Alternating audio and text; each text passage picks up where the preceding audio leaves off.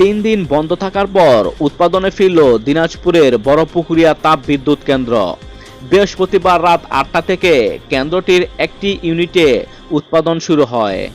বড়পুকুরিয়া তাপ বিদ্যুৎ কেন্দ্র প্রধান প্রকৌশল মোহাম্মদ আবু বক্কর সিদ্দিকী বিষয়টি নিশ্চিত করে বলেন, 125 মেগাওয়াট বিদ্যুৎ উৎপাদন ক্ষমতা সম্পূর্ণ 1 নম্বর ইউনিটটি বৃহস্পতিবার বিকেলে 5টায় চালু হয়, আর রাত 8টা থেকে বিদ্যুৎ উৎপাদনে যায় ইউনিটটি।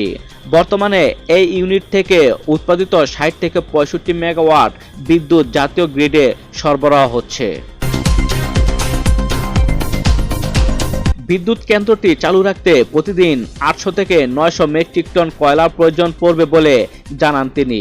যান্ত্রিক ত্রুটির কারণে বড়পুকুরিয়া 525 মেগাওয়াট তাপ বিদ্যুৎ কেন্দ্রের একটি ইউনিট 7 সেপ্টেম্বর এবং আরেকটি 9 সেপ্টেম্বর বন্ধ হয়ে যায়।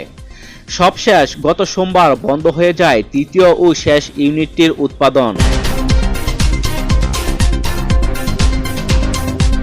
খনি থেকে উৎপাদিত কয়লা দিয়ে 525 মেগাওয়াট বড়পুকুরিয়া কয়লা ভিত্তিক তাপবিদ্যুৎ কেন্দ্র উৎপাদন কার্যক্রম চালিয়ে আসছে চীনা ঠিকাদারি প্রতিষ্ঠান হারবিন ইন্টারন্যাশনাল।